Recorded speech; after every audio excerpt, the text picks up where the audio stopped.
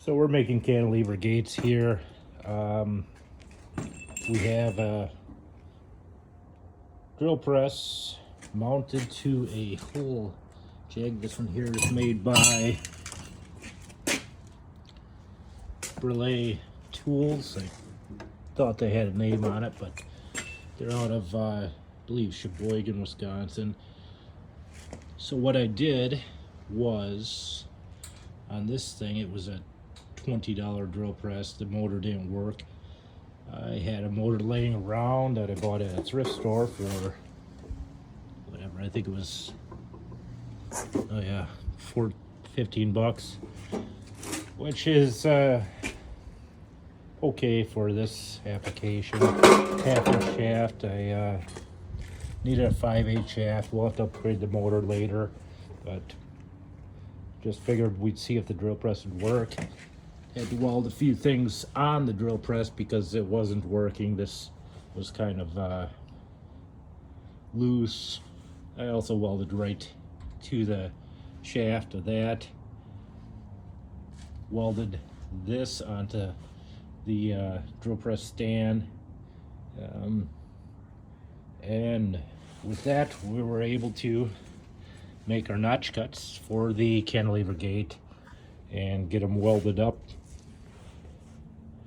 So that's how I did it. A lot of guys might use a smaller drill press.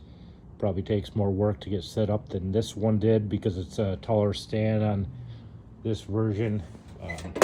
Enco drill press. There's probably comparable brands on the market. I don't know how long this one will last. It's been used before I had it, so far it's working good. Made one cantilever gate finished up there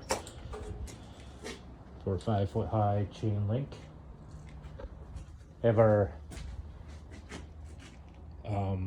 pipe. We just kind of set it up, and when we do these, I just keep the first piece and line them up, keep them at a 90. I had some posts laying around that were 7-footers. They ran out of the I think it was 22-foot or 24-foot stock material. The motor kind of bogged down a little bit, but we got the job pretty much completed here.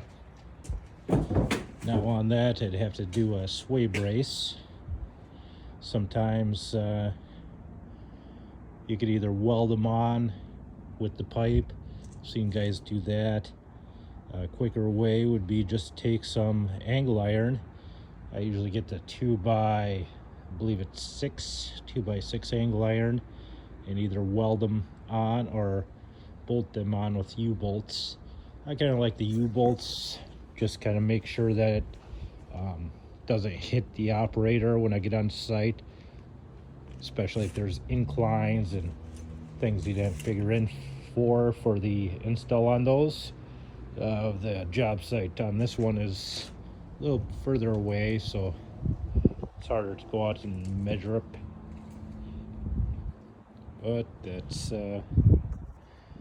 basically how it works. And then when I did the angles on this, I would just set the pipe in and do a bandsaw cut at the end. Angle grinder a little bit as needed. It doesn't take too much on those. Whereas the uprights, it's nice to have that hole saw. I've never used the pipe notchers, the hydraulic press pipe notchers, but they may be quicker, they may not be. I have not tried them.